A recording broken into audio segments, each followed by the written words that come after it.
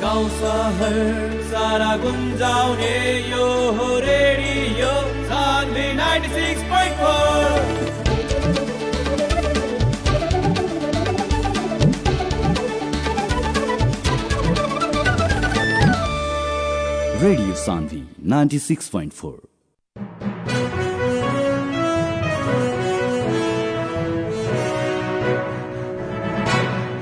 नमस्कार अनि हार्दिक स्वागत गर्न चाहन्छु कार्यक्रम हाम्रो सवालमा। म कार्यक्रम प्रस्तुता डेभिड पाण्डे। एफएम ब्यान्डको 96.4 मेगाहर्ज, इन्टरनेट अनलाइनको www.radiosanvi.com र हाम्रो official Facebook page radio Sanvi मार्फत तपाईँले हामीलाई सुनिरहनु भएको छ। कार्यक्रम हाम्रो सवालमा रहेर हामीले शनिबारदेखि बिहिबारसम्म राति 9:15 बजेदेखि 10 बजेसम्म समसामयिक विषयवस्तुमा केन्द्रित रहेर विभिन्न व्यक्तित्वहरूसँग छलफल गर्नेछौँ, परामर्श गर्नेछौँ। केही दिन अगाडि मात्र महालेखा परीक्षकको कार्यालयले आफ्नो 57औं प्रतिवेदन सार्वजनिक गरेको थियो, जसमा आर्थिक वर्ष 2075-76मा विभिन्न स्थानीय तहहरूले गरेका अनियमितता, कानुन विपरीतका कामहरूको एक एक गरेर हिसाब किताब त्यसमा छुट्याएर राखेको छ। यसो हेर्दाखेरि जो कानुनभन्दा विपरीत, कानुन सम्मत नभएको भनेर महालेखा परीक्षकले कोड गरेको रकम करिब 5 अर्ब छ। भन्नु खोजेको अर्बौंको रकम अनियमितता भइरहेको छ, त्यो पनि स्थानीय तह मार्फत। गाउँ गाउँमा सिंहदरबार भनेर जुन प्रकारको प्रयोग गरिएको थियो, सिंहदरबार पुर्यानी भनिएको थियो, तर अहिले भने यो अवस्था यी प्रतिवेदनहरू हेर्दाखेरि पुरै भ्रष्टाचारको अखडा लगेर राखिए जस्तो भएको छ। अब यसैसँग सम्बन्धित रहेर हामीले ट्रान्सपरेन्सी इन्टरनेसनलका अध्यक्ष खेमराज रेग्मीसँग कुरा गरेका छौँ। प्रस्तुत छ यो कुराकानी। स्वागत छ हजुरलाई। धन्यवाद छ। अहिले देश संहितामा गइसकेपछि अथवा सिंहदरबार चाहिँ गाउँ गाउँमा नै पुर्याउने भनेर स्थानीय तहहरूको जुन परिकल्पना गरियो, त्यही अनुसार कार्यान्वयनको पाटोमा गइयो। त्यस पछाडि स्थानीय सरकारहरूले त्यहाँ सिंहदरबार जनताको घर छेउमा पुगेको भन्दा पनि अरू भ्रष्टाचार पुगे जस्तो देखियो। जस्तै त्यो महालेखा परीक्षकको जुन कार्यालयले 57औं प्रतिवेदन निकालेको थियो, त्यसमा पनि अर्बौं रकम स्थानीय तहले घोटाला गरेको जस्तो देखियो, अनियमितता गरेको जस्तो देखियो। यो खास यस पछाडिपट्टिको कारण के हो? किन त्यति बढी लालायत हुन्छन् यसमा? सबभन्दा पहिलो कारण त के हो भने स्थानीय तह वास्तवमा चाहिँ स्थानीय सरकार हो। अब संविधानले नै उनीहरूलाई चाहिँ निश्चित अधिकारहरू दिएको हुन्छ। अब आर्थिक खर्च अथवा व्यवस्थापन सम्बन्धमा पनि उनीहरूले विशेष अधिकारहरू प्राप्त गरेका हुन्छन्। अब मूल कुरो त के भयो भन्देखिलाई चाहिँ राजनीति भनेको समाज सेवाको अर्को रूप हो। तर अहिले चाहिँ राजनीतिलाई एउटा व्यवसायको रूपमा लिन थालियो। व्यवसाय पनि कस्तो भने चाँडो धनी हुने, कसरी चाँडो पैसा कमाउने भन्ने व्यवसायको रूपमा यसलाई चाहिँ लियो। त्यसो हुँदाखेरि कतिपय अन्य पेसाका मानिसहरू जस्तो उद्योगी व्यवसायीहरूदेखि लिएर ठेकदारहरू, दलालहरू, बिचौलियाहरू पनि चाहिँ राजनीतिमा चासो राख्न थाले र जसले टिकट वितरण गर्ने हो उनीहरूले पनि जसरी पनि जित्नुपर्छ भन्ने हिसाबमा जसले पैसा धेरै खर्च गर्न सक्छ त्यस्तो मान्छेलाई चाहिँ टिकट चाहिँ दिने परिपाटी चाहिँ बस्यो हो। त्यसो हुँदाखेरि एक त चाहिँ राजनीतिलाई व्यवसायको रूपमा लिने र दोस्रो चाहिँ चुनावमा बढी खर्च गरेर चुनाव जित्ने र चुनाव त्यसरी जितिसकेपछि त्यो विगतमा भएको चाहिँ जुन खर्च हो त्यो खर्च उठाउने प्रवृत्तिले चाहिँ बढावा पायो। सबभन्दा मूल कुरो चाहिँ त्यो छ। दोस्रो कुरो के भने अब स्थानीय सरकार भएको हुनाले उसले चाहिँ विभिन्न निर्णयहरू आफै गर्न पाउँछ। त्यसमा चाहिँ विभिन्न कार्यविधि बनाएर पनि गर्छन्। अब त्यो गर्दाखेरि के भयो भन्देखिलाई चाहिँ कानुनले निषेध गरेका कुराहरू पनि उनीहरूले गर्न थाले। जस्तो कन्फ्लिक्ट अफ इन्ट्रेस्ट भएका अर्थात् आफ्नो स्वार्थ गाँसिएका मुद्दाहरूमा अथवा चाहिँ विकास निर्माणका कामहरूमा आफैले निर्णय गर्नुहुन्न अथवा आफैले ठेक्कापट्टा लिन्न हुन्न भन्ने चाहिँ व्यवस्था हो। त्यो गर्नु भनेको चाहिँ भ्रष्टाचार हो। तर यहाँ के भयो भन्देखिलाई चाहिँ अब जस्तो गाउँपालिकाका अध्यक्ष उपाध्यक्षहरू, वार्ड अध्यक्षहरू उनीहरू आफै चाहिँ निर्णय गर्ने, योजना पार्ने अनि त्यसपछि चाहिँ आफै बा आफ्ना मानिसहरूद्वारा चाहिँ ठेक्कापट्टा लिने अनि पछि गएर आफैले चाहिँ भुक्तानी दिने भन्दाखेरि यहाँ चाहिँ काम गुणस्तरको भयो कि भएन, ठिक भयो कि भएन यी सबै कुराहरू हेर्ने जाँच्ने बुझ्ने पनि आफै भुक्तानी दिने पनि आफै भनी भइसकेपछि त्यहाँ चाहिँ ठिक चाहिँ इभ्यालुएसन हुन्छ र त्यो चाहिँ सही काम हुन्छ भन्ने कुराहरू भएन। त्यसो हुँदाखेरि यो पनि अर्को कारण हो। अब अर्को कुरो के छ भन्नु होला भने जस्तो कैयौँ विकास निर्माणका कामहरू उपभोक्ता समिति गठन गरेर गरिने र त्यो उपभोक्ता समितिमा पनि प्रकारान्तरले आफ्नै मानिसहरू चाहिँ राख्ने र उनीहरू माध्यमबाट चाहिँ अब कमसल गुणस्तरका चाहिँ कामहरू चाहिँ गर्ने र कमिसन चाहिँ लिने यस्तो प्रवृत्ति पनि भयो। अब कहाँसम्म भने कैयौँ चाहिँ वडा अध्यक्षहरू त उनीहरूलाई चाहिँ डोजराध्यक्ष भन्न थालियो, किनभने उनीहरू आफै ठेक्कापट्टा दिने र आफ्नै डोजार अनि त्यहाँ स्काइभेटरहरू प्रयोग गरेर काम गर्ने र त्यसबाट चाहिँ मनग्गे नाफा कमाउने भयो। यी कुराहरू चाहिँ छन्। त्यसो हुँदाखेरि यो चाहिँ दोस्रो पाटो भयो। अब तेस्रो पाटो के छ भनेदेखिलाई चाहिँ अब यो भन्नाले सबै त्यस्तो हुन् भन्ने पनि होइन। इमान्दार व्यक्तिहरू पनि चाहिँ छन् जो वास्तवमा राजनीतिलाई समाज सेवाकै रूप लिएर एउटा आस्थाका साथ विश्वासका साथ निष्ठाका साथ काम गर्ने व्यक्तिहरू पनि छन्। धेरै नगरपालिकाका मेयरहरू जस्तै भनौँ न स्याङ्जाको वालिङ नगरपालिका भनौँ अथवा चाहिँ बाँकेको चाहिँ हैन नेपालगञ्ज नगरपालिका भनौँ त्यहाँका मेयरहरूले चाहिँ राम्रो काम गरेका छन्। हामीले गएर हेरे पनि छौँ। त्यसो हुनाले सबै त्यो होइन। कैयौँ चाहिँ मेयरहरू उपमेयरहरूले चाहिँ आफूले पाउने जुन पारिश्रमिक हो अथवा सेवा सुविधा हो त्यो पनि सबै चाहिँ त्यहाँको विकास निर्माणका कामहरूमा लगाएको, कतिपयले चाहिँ एम्बुलेन्सहरू किन्न लगाएको यस्ता कुराहरू पनि सुनिएका छन्। त्यसो हुनाले जो वास्तवमा समाज सेवा नै गर्ने उद्देश्यले राजनीतिमा लागेका छन् उनीहरूलाई अपमान गर्ने अथवा दुरुत्साहित गर्ने होइन त्यो पनि हाम्रो ध्येय होइन। तर चाहिँ कतिपय मान्छेहरू मैले अघि नै भने जो दलाली गर्थे, जो बिचौलियाको काम गर्थे, जो वास्तवमा चाहिँ तस्करी धन्दामा लाग्थे त्यस्ता मान्छेहरूसित चाहिँ अथाह सम्पत्ति हुने भयो र उनीहरूले चाहिँ समाजमा एउटा चाहिँ धाक धक्कु जमाउनको लागि पनि पदको आवश्यकता परेर राजनीतिमा लागेर गरे। अब यतिसम्म भयो कि अब चाहिँ तपाईँहरूले चाहिँ भनौँ न अब केन्द्रीय स्तरमा मात्र होइन संसदको टिकट मात्रै होइन नगरपालिकाका चाहिँ टिकटहरू पनि चाहिँ पैसा लिएर बेचबिखन भए भन्ने कुराहरू सुन्नमा आएका छन् र त्यसमा पनि धेरै सत्यता छ। त्यसो हुँदाखेरि यो पार्टीले चाहिँ टिकट दिँदाखेरि नै यो टिकट क्रय विक्रयको चाहिँ पद्धति बसाल्यो। त्यसले गर्दाखेरि पनि त्यो चाहिँ असुल उपार गर्नको लागि भ्रष्टाचार चाहिँ बढ्यो गाउँघरमा। भनेपछि मुखको मुख्य चढ भनेको सुरुमा जब टिकट दिइन्छ पार्टीदेखि नै गल्ती हुन्छ, केन्द्रीय पार्टीदेखि गल्ती हुन्छ। यहाँ माथिल्लो लेभलमा मात्र होइन तल्लो तहमा पुग्दासम्म पनि त्यो टिकटको किनबेच हुन्छ। त्यसैको लागि अब लिइसकेपछि जित्नु पर्यो, जित्नको लागि करोडौँ खर्च गर्नु पर्यो, त्यही उठाउनुको लागि त्यो उठाउनको लागि चाहिँ अनि गाउँमा जुन चाहिँ विकास निर्माणको नाममा कामहरू गराउने तर त्यो के भनेदेखिलाई चाहिँ नक्कली कामहरू गरेर अथवा चाहिँ कम गुणस्तरका कामहरू गरेर कमिसन खाने लिने यो चाहिँ प्रवृत्ति बढ्दै गयो, जुन चाहिँ दुर्भाग्यपूर्ण कुरा हो। वास्तव हजुर राजनीतिमा लाग्ने मान्छे वास्तवमा चाहिँ असल नियतको इमान्दार र योग्य चाहिन्छ र जो वास्तवमा सेवा भावनाबाट चाहिँ प्रेरित हुनुपर्छ भन्ने हो। अब तेस्रो कुरो के छ भन्नु होला भने अब उनीहरूले गरेको गलत कामहरूको सुपरभिजन गर्ने मोनिटरिङ गर्ने निकायको अभाव भयो। जिल्लामा समन्वय समिति छ, त्यसले चाहिँ त्यो काम गर्दैन, त्यसले खालि समन्वय गर्ने भन्ने मात्रै हुन्छ, तर त्यसलाई चाहिँ संविधानले पनि खासै अधिकार दिएको छैन। त्यस हुनाले उनीहरूले चाहिँ समन्वयसम्म चाहिँ यदि कुनै चाहिँ अब प्रभावशाली चाहिँ होइन समन्वय समितिको चाहिँ अध्यक्ष छ भने गर्ने कुरो भयो, अन्यथा चाहिँ त्यो पनि सम्भव भएन। उनीहरूले निरीक्षण गर्ने नियन्त्रण गर्ने भन्ने निकायहरूको अभाव भयो। अब यो खालि के भने अब महालेखा नियन्त्रकको कार्यालयले चाहिँ आन्तरिक चाहिँ लेखा परीक्षण गर्ने भयो।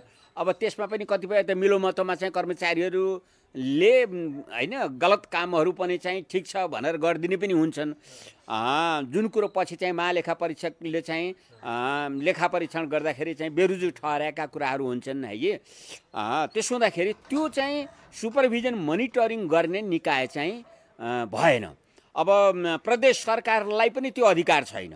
उनीहरू एक हिसाबले अब स्थानीय तहको उनीहरूको काम कारबाहीदेखि लिएर सम्पूर्ण कुराहरू त्यसलाई वाच गर्ने अनुगमन गर्ने र त्यसपछि सुधार्नको लागि सजेसन गर्ने निर्देशन दिने निकाय अहिलेको अवस्थामा छैन। भएन, त्यो चाहिँ भएन। जस्तो पहिला पहिला विभागहरू हुन्थे, क्षेत्रीय निर्देशनालयहरू हुन्थे, उनीहरूले चाहिँ त्यसलाई चाहिँ वाचडगको रूपमा हेर्थे, निर्देशन दिन्थे, कारबाही गर्थे, विभागीय कारबाही गर्थे, अलिकति नियन्त्रण हुन्थ्यो।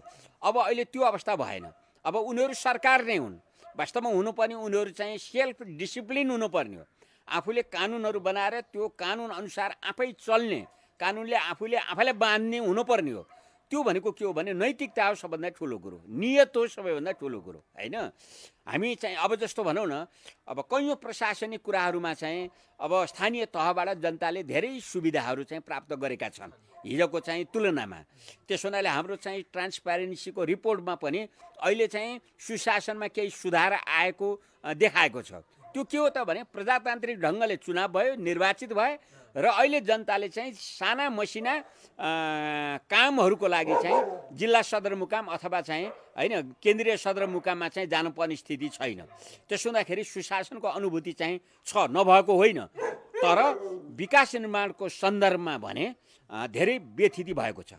कहाँसम्म भएको छ भनेर भन्नु होला भने अब त्यो अध्यक्ष अथवा उपाध्यक्षले त्यो वर्षको नीति तथा कार्यक्रम र बजेट पेश गरे बापत 1.5 लाख 2 लाख रुपियाँसम्म पनि चाहिँ रकम भुक्तानी गरेको लिएको चाहिँ देखियो। वास्तवमा यो सोझै भ्रष्टाचार हो। यस्तोमाथि चाहिँ कारबाही गर्नुपर्ने स्थिति हुन्छ है। अब अर्को कुरो के छ भनेदेखिलाई चाहिँ यो जस्तो अख्तियारमा पनि धेरै उजुरबहादुरहरू अहिले चाहिँ स्थानीय निकायकै बारेमा परेका छन्। अब त्यो किन परेको छ त भन्नु होला भने अब जस्तो गाउँठाउँमा हुने चाहिँ विकास निर्माणका कामहरूको गुणस्तर बारेमा त्यहाँका जनताहरू प्रत्यक्ष सहभागी हुन्छन्, थाहा पाउँछन् उनीहरूले।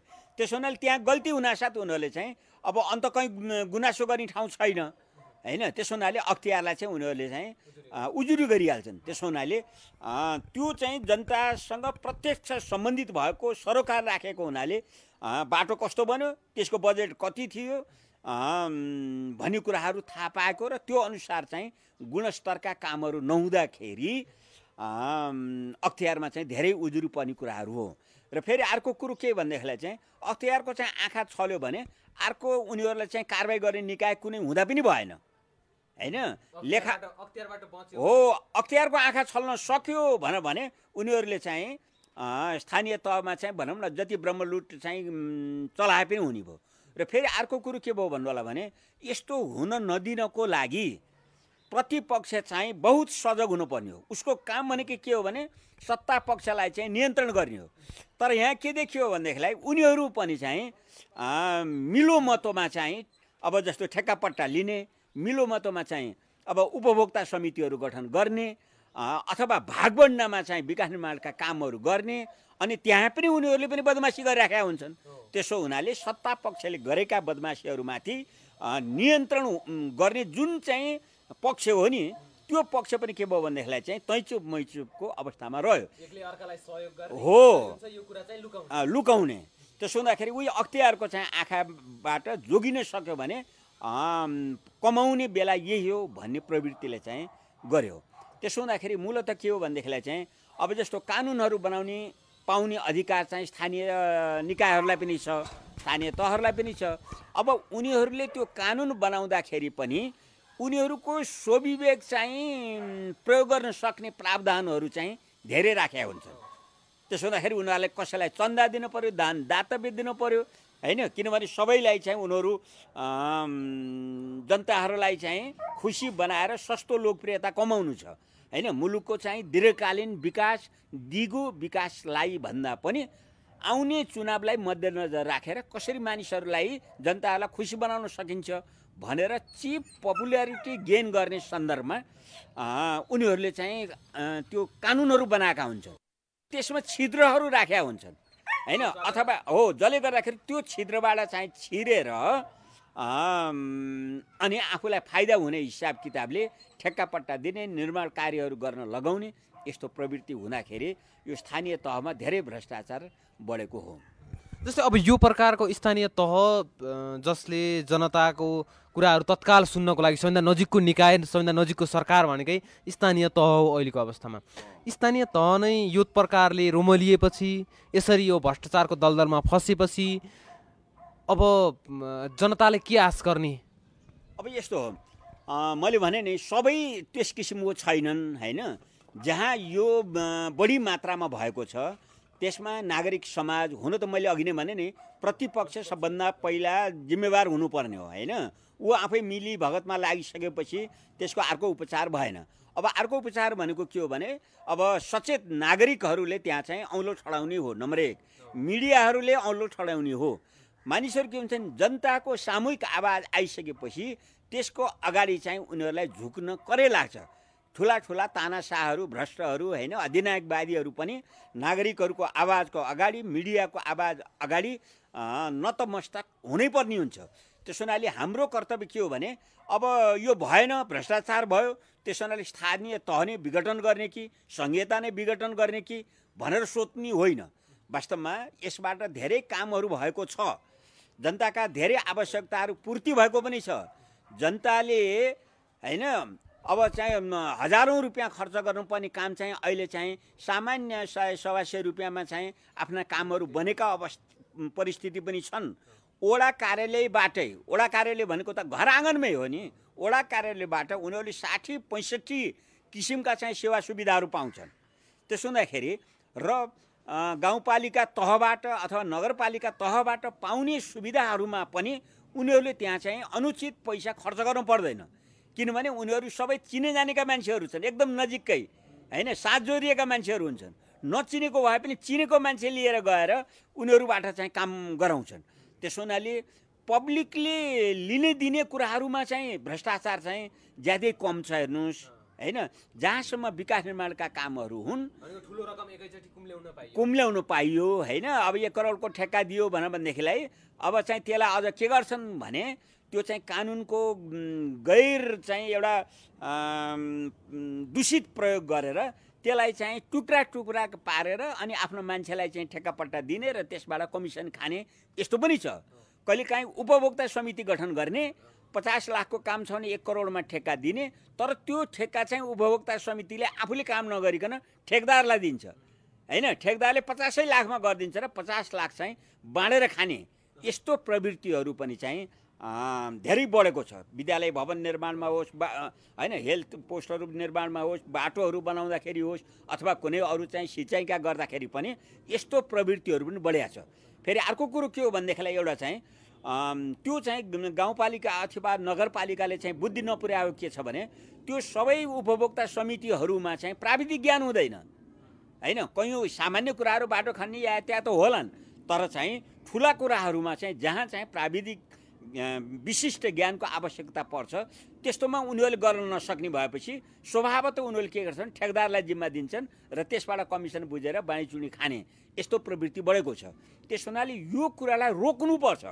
यो कुरालाई चाहिँ बदमासी भएको छ भने हैन अब कारबाहीको दायरामा पनि ल्याउनु पर्ने हुन्छ। जस्तो मैले बिचमा काटेँ, महालेखा परीक्षकको कार्यालयले जुन प्रतिवेदन लिएर आयो यो ठाउँमा यो प्रकारको अनियमितता भएको छ, कानुन सम्मत छैन भनेर उसले किटान गरिदिएको छ यो गाउँपालिकाको। यसमा चाहिँ के अरे कानुन सम्मत खर्च भएको देखिएन, कानुनभन्दा कानुन विपरीत रहेको देखियो भनेर भनिरहेछ। उसले भन्ने मात्र उतापट्टि कार्यान्वयन गर्ने अथवा उसलाई तिमीहरूले यस्तो गल्ती गरे हो भनेर झकझकाउने अरू केही संयन्त्र हुन्छ अथवा परीक्षकको कार्यालयले पनि आफ्नो काम गर्छ, त्यो प्रतिवेदन निकाल्छ, उतापट्टि स्थानीय तहले पनि अनियमितता गर्दै जान्छन्, के हुन्छ नि? अब त्यसमा सामान्य चाहिँ अब रेखदेख र नियन्त्रण गर्ने भनेको चाहिँ केन्द्रीय मन्त्रालयहरूले नै हो हैन, केन्द्रीय सरकारले नै हो। अब महालेखा परीक्षकको विभागले देखाएका जुन बेरुजुहरू छन् त्यो बेरुजुमा पनि 2-3 किसिमका हुन्छन्। हेर्नुहोस्, एउटा के हुन्छ भन्नु होला भने खालि प्रक्रिया नपुगेको, कागजातहरू नपुगेको तर खर्च वास्तवमा भएको हैन, त्यसलाई चाहिँ त्यो बेरुजुलाई चाहिँ रुजु गर्ने हो। त्यो चाहिँ रुजु गर्नुहोस्, प्रक्रिया मिलाउनुहोस् भन्ने कुराहरू हुन्छ। अब अर्को कुरो के हुन्छ भन्नु होला भनेदेखिलाई चाहिँ अब गलत नियतबाटै हैन खाने उद्देश्यले कानुन छलेर कानुनको अपव्याख्या गरेर गरिएका हुन्छन्। त्यो कुरालाई चाहिँ वास्तवमा के भ्रष्टाचार जन्य क्रियाकलापहरू हुन्। त्यसलाई चाहिँ के गर्नुपर्छ भनेदेखिलाई चाहिँ असुल उप गर्ने मात्रै होइन, भ्रष्टाचारमा कारबाही नै गर्नुपर्ने हुन्छ। अनि अर्को तेस्रो किसिमको चाहिँ जस्तो अब कसैले चाहिँ पेस्की लियो होइन, पेस्की लियो, अब चाहिँ 10 लाख रुपियाँ लियो, काम पनि गरेका छैन, अब त्यो चाहिँ त अब होइन 1 वर्षको लागि हो भनेपछि त उसले त बेरुजु देखाइदिन्छ। त्यो चाहिँ अब त्यो कुरो के हो भनेर भन्नु होला भने उनीहरूले 10 लाख रुपियाँ 1 वर्षमा 2 वर्षमा चाहिँ खेलाउन पाउने भनेपछि त्यसबाट चाहिँ धेरै ठुलो बिजनेसहरू व्यापारहरू गर्न पाउने स्थिति हुन्छ होइन। त्यसो हुँदाखेरि अब त्यो कुरालाई चाहिँ अब त्यो के भने त्यो भ्रष्टाचार होइन, त्यो भ्रष्टाचार होइन, तर गलत नियत देखियो।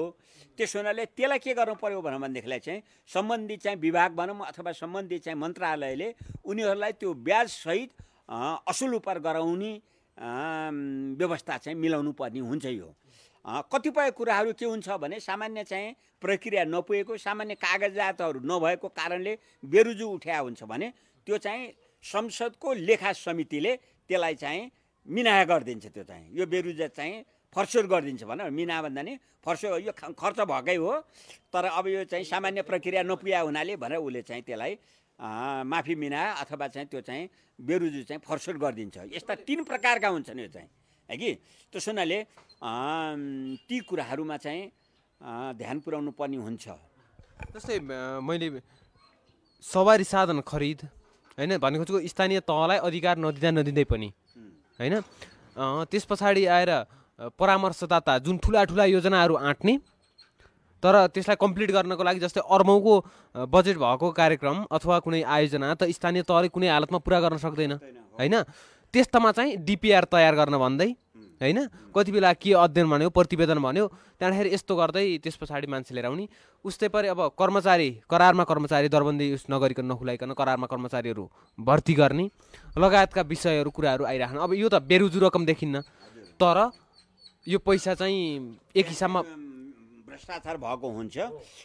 वास्तवमा अघि नै मैले भने अब यो सरकार हो होइन, स्थानीय सरकार हो।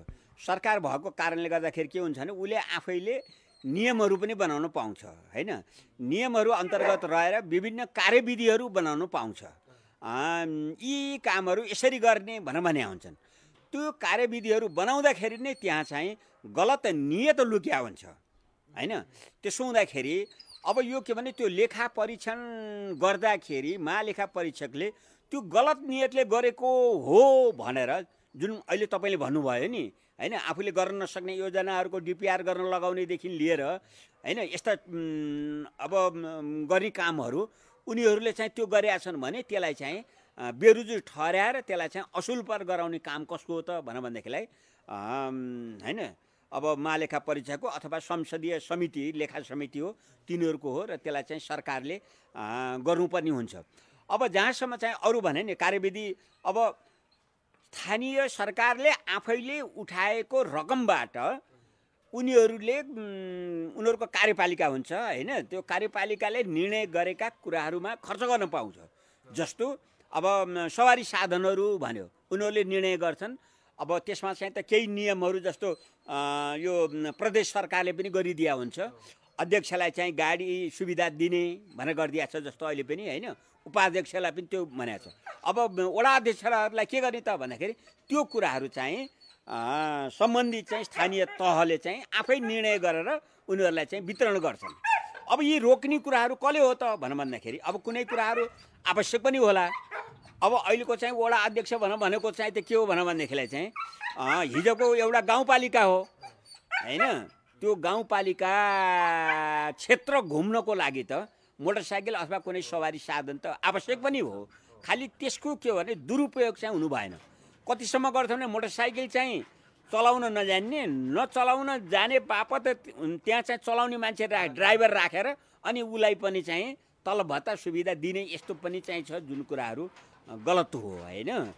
त्यसो हुँदाखेरि यो कुराहरू के हो भनेदेखिलाई चाहिँ स्थानीय सरकारहरू, प्रान्तीय सरकारहरू उहाँहरू आफैले हिजो आफूले बनाएका विधानहरूमा भएका छिद्रहरूलाई होइन रोक्दै भ्रष्टाचार चाहिँ रोक्न सक्नुपर्छ र त्यसको लागि चाहिँ मिडियाहरू र चाहिँ नागरिकहरूले चाहिँ सशक्त आवाज उठाउनु पर्ने हुन्छ।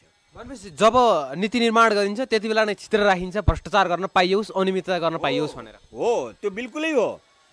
केन्द्रीय तहमा समेत त्यो गरियो। हेर्नुहोस् कसरी भन्नुहुन्छ भने अब चाहिँ यो नेपाल ट्रस्ट भन्ने छ नि होइन, राजदरबारका सबै सम्पत्तिहरू ल्याएर बनाएको ट्रस्ट हो। त्यो ट्रस्टको सम्पत्ति शिक्षा र स्वास्थ्यमा मात्रै खर्च गर्ने भनेर कानुन बन्यो। तर चाहिँ सरकारले के चाह्यो भने त्यो चाहिँ आफ्ना चाहिँ विभिन्न चाहिँ होइन नाफाखोर कम्पनीहरूलाई चाहिँ त्यो सम्पत्तिको चाहिँ उपभोग गर्ने चाहिँ व्यवस्था मिलाउन लायो र रातारात ऐन नै परिवर्तन गरेर अनि त्यो सञ्चालक समितिको संरचना नै फेरेर गृहमन्त्री भएको ठाउँमा कुनै सहायक मन्त्री राखिदिए पनि हुने व्यवस्था गर्यो। अनि त्यसमा चाहिँ बाहिरबाट पनि चाहिँ मान्छेहरू चाहिँ होइन सदस्यको रूपमा ल्याउने भन्यो।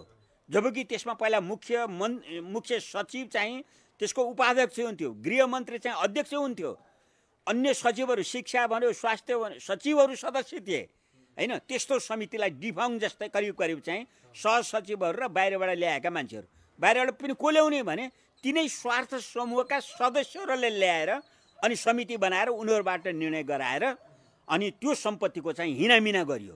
जस्तो गोकर्ण रिसोर्ट होइन 6 वर्ष पुरानो त्यो ठेक्का बाँकी नै रहँदाखेरि 6 वर्ष अगाडि नै अनि 25 वर्ष थपको लागि चाहिँ ठेक्का पठाइदियो। कसले दियो भने सरकारले निर्णय गरेर दियो।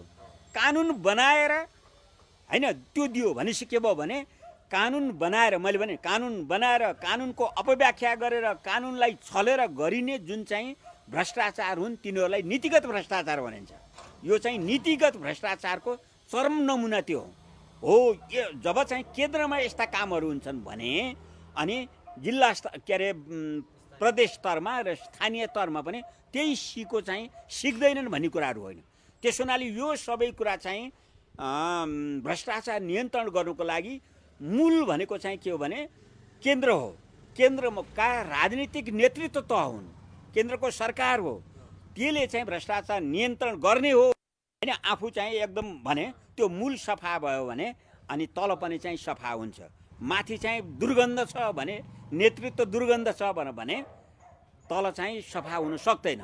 त्यसो भने हामीले अहिले तल्लो तहलाई चाहिँ धेरै गाली गर्नु हुँदैन, धेरै काम गरेका छन्। यो कोरोनाको चाहिँ जुन व्यवस्थापनमा हो केन्द्रीय सरकारले त साँच्चै भन्ने हो भने आदेश बाहेक के नि गरेका छैन। सम्पूर्ण फिल्ड लेभलमा चाहिँ गर्ने चाहिँ त्यही स्थानीय तह हो। त्यस हुनाले उनीहरूले चाहिँ होइन अब त्यसमा केही बदमासीहरू भएका होलान्, थोरैले गरेका छन्, त्यो धेरैले त दुःखै पाएका छन्, रातभरि खटेका छन्, आफ्नो स्वास्थ्यको पर्वाह नगरिकन पनि गरेका छन्। त्यस हुनाले त्यहाँ भएका कमी कमजोरीहरूलाई सुधार गर्दै जानुपर्छ, कमी कमजोरीहरूलाई चाहिँ औँला ठडाउँदै जानुपर्छ होइन र उनीहरूलाई गलत नगर भनेर चाहिँ प्रोत्साहित गर्नुपर्छ। जस्तै सर अब अपराधीले अपराधका जुन विधि हुन्छन् नि विधि परिवर्तन गर्छन्।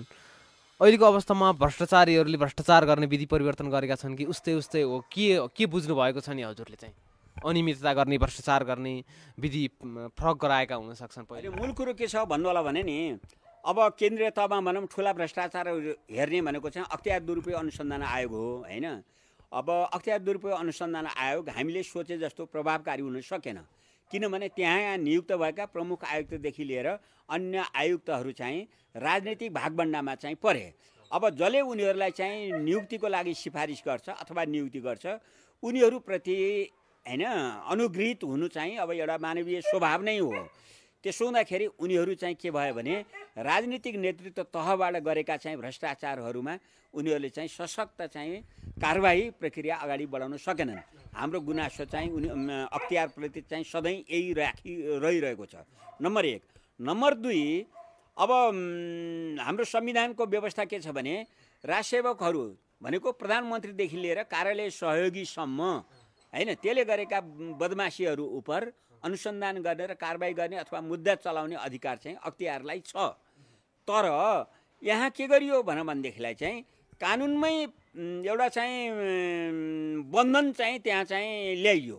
जस्तो मन्त्रीमण्डलले गरेका सामूहिक रूपमा गरेका नीतिगत निर्णयहरूमा अख्तियार दुरुपयोग अनुसन्धान आयोगको क्षेत्राधिकार रहने छैन भनेर गरियो।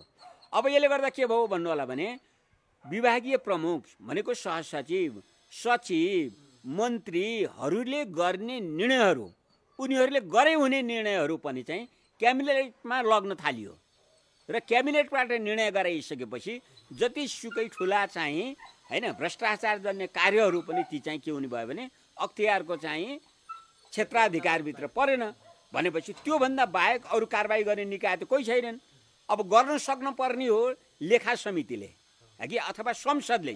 त्यहाँका चाहिँ अब जस्तो सुशासन समितिहरू छन् यिनीहरूले सरकारलाई चाहिँ कसाउ गर्नुपर्ने हो। तर कुरो के भने उनीहरू भनेको चाहिँ कार्यपालिकाको चाहिँ अब पपेट जस्तो भए। कार्यपालिकाले दिएको आदेश निर्देश पालना गर्ने संसद भयो। संसदको जुन वास्तवमा सार्वभौम अधिकार हो नि, तपाईँ हामी जनताले हामीमा अन्तर्निहित सार्वभौम अधिकार चाहिँ दिएको त कसलाई हो भने संसदलाई हो हैन। त्यसो हुनाले अनि त्यो संसदले चुनेर प्रधानमन्त्री मन्त्रीहरू बनाएका हुन् भने उनीहरूले मन्त्री प्रधानमन्त्रीहरूलाई नियन्त्रणमा राख्नुपर्ने हो। किनभने उनीहरूलाई त जनताले दिएको सार्वभौम अधिकार छ। तर त्यो गर्न सकेनन् किनभने त्यहाँ चाहिँ दलतन्त्र हाबी भयो, लोकतन्त्र हाबी भएन। लोकतन्त्रमा जनताको चाहिँ हैन भावना र उनीहरूका विचारहरू त्यसले चाहिँ प्रिभेल गर्नुपर्ने हो। तर यहाँ के भयो भने दलतन्त्र हैन, दलतन्त्र अहिले चाहिँ भनौँ न अब त्यो त्यता राजनीतिक कुरातिर चाहिँ नजाउँ, दलहरूले संसदमाथि चाहिँ कब्जा जमाएको अवस्था छ। उनीहरूले यो ऐन यसरी पास गर भनेपछि दलले भनेपछि त्यो गरे हैन हो। तर त्यो वास्तवमा के हो भने त्यो चाहिँ संसदले आफ्नो स्वविवेकमा गर्नुपर्ने थियो हैन। त्यो हुँदाखेरि के हो भने उनीहरू जनताप्रति जवाफदेही भएर गर्ने थिए। अहिले त्यो गरेको स्थिति देखिँदैन। त्यसो हुँदाखेरि मूल कुरो के हो भने संसद चाहिँ वास्तवमा बलियो भएन। प्रजातन्त्रमा चेक एन्ड ब्यालेन्सको कुरो हुन्छ। कार्यपालिकाले गरेका बदमासीहरूलाई नियन्त्रण गर्ने भनेको चाहिँ हैन विधायिकाले हो। विधायिकाले गरेका बदमासीहरू उप कारबाही गर्ने अथवा नियन्त्रण गर्ने भनेको चाहिँ अदालतले हो। तर अब चाहिँ यहाँ भन्न नहुने हैन, अदालत स्वयं यस्तो भइदियो कि चाहिँ अपराधीहरूलाई चाहिँ उन्मुक्ति दिने अखाडा जस्तो भइदियो हैन। जनताको एउटा जुन आस्थाको धरोहर हो, अन्तिममा गएर न्याय पाउने ठाउँ कहाँ त भन्दाखेरि अदालत हो भनियो। तर त्यो पनि चाहिँ अपराधीहरूलाई चाहिँ उन्मुक्ति दिने हैन अखडाको रूपमा चाहिँ परिणत हुन थाल्यो। यो चाहिँ दुर्भाग्यपूर्ण कुरा हो। यसले के हुन्छ भने प्रजातन्त्रलाई कमजोर बनाउँछ, प्रजातान्त्रिक मूल्य मान्यतालाई चाहिँ कमजोर बनाउँछ र अन्ततोगत्वा मुलुक चाहिँ अधिनायकवादतर्फ जान्छ। अधिनायकवादतर्फ जानु भनेको चाहिँ मुलुक पतनको दिशातिर जानु हो। हाम्रो देश चाहिँ अहिले चाहिँ हिजो एकजना चाहिँ वरिष्ठ चाहिँ अधिकारीले भन्दै हुनुहुन्थ्यो हाम्रो मुलुक चाहिँ फेल्ड स्टेटको रूपमा गइसकेको छ भनेर उहाँले भन्नुभयो। वास्तवमा दुःख लाग्यो किनभने यस्तो प्रवृत्ति भयो। हिजोकै नियुक्तिका कुरा हेर्नुहोस्, जो मान्छे दलाल छ, बिचौलिया छ, माफिया छ, त्यस्तो व्यक्तिलाई मुलुकको अर्थतन्त्र सम्हाल्ने के ठाउँमा ल्याएर राखिन्छ अनि उसबाट चाहिँ हामी चाहिँ मुलुकको समृद्धि र चाहिँ विकासको आशा गर्छौँ। अनि माथिदेखि तलसम्म एउटै प्रकारले कसरी हुन्छ, नीति बनाएर हुन्छ, कानुन बनाएर हुन्छ, आफ्ना मान्छे राखेर हुन्छ, भ्रष्टाचार गर्न पर्यो, अनियमितता गर्न पर्यो, अनियमितता गरेर कमाउनु पर्यो। यो एउटा यो विशेष सर्कल के छ भन्नु होला भने सबभन्दा पहिला चाहिँ बदमासी गरेर पैसा कमाऊ, तस्करी गरेर हुन्छ कि दलाली गरेर हुन्छ कि बिचौलिया गरेर हुन्छ कि अनि त्यो पैसा नेताहरूलाई खुवाऊ, टिकट प्राप्त गर, अनि भ्रष्टाचार गर, अकुत सम्पत्ति कमाऊ, त्यही प्रयोग गर, फेरि गुन्डागर्दीहरू सबै चाहिँ जम्मा गरेर फेरि अर्को पटक चाहिँ हैन चुनाव जिताऊ भन्नाले के भयो, पैसा कमाऊ हैन, राजनीतिमा जाऊ, गुन्डाहरू अथवा चाहिँ बल प्रयोग गर, सत्तामा बस, फेरि पैसा कमाऊ, फेरि राजनीतिमा आऊ, यस्तो भयो यो चाहिँ है कि यो चक्र भयो। त्यसैमा भ्रष्टाचार पनि सँगसँगै हो। त्यसो हुनाले त्यो चक्रलाई चाहिँ अब तोड्न चाहिँ सक्नु पर्यो। मूल कुरो त्यो हो। नेपालमा वास्तवमा हिजो दुःख पाएका चाहिँ नेताहरूको कमी छैन। जसलाई हामी झोले नेताहरू भन्छौँ नि हैन, नेकपामा पनि त्यस्तै छन्, जसले आफ्नो चाहिँ एउटा चाहिँ गरिबहरूको उत्थान, प्रगति, विकासको लागि भनेर जीवनभर जेलमा, अहिलेकै प्रधानमन्त्री पनि 14 वर्ष बस्नुभएको होइन त्यो तर उहाँले चाहिँ जुन उद्देश्यको लागि जेल बस्नुभयो आखिरमा चाहिँ ती जनतालाई हेरेर तिनीहरूको उन्नति समुन्नतिको लागि चाहिँ उहाँले काम गर्दै हुनुहुन्छ त भन्ने कुरामा चाहिँ शङ्का उठ्यो। अरू पनि त्यस्तै हो पार्टीहरूको चाहिँ हैन, समाजवाद या त्यहाँ राष्ट्रवाद भनेर भने हुन्छन् चाहिँ, तर त्यसको लागि चाहिँ काम गरेका छन् त। व्यक्तिवादमा लागेको चाहिँ परिस्थिति चाहिँ देखियो। त्यसो हुँदाखेरि यो चाहिँ नतोड्दासम्म वास्तवमा मुलुकमा चाहिँ आशाका किरणहरू देखा पर्दैनन्। हस्, thank you so much sir. हस्, धन्यवाद छ। हवस् त, आजका लागि कार्यक्रम हाम्रो सवाल यति नै। अर्को नयाँ श्रृङ्खला लिएर भोलि पुनः राति 9:15 बजे उपस्थित हुनेछौँ। तबसम्मका लागि बिदा दिनुहोस्। नमस्ते।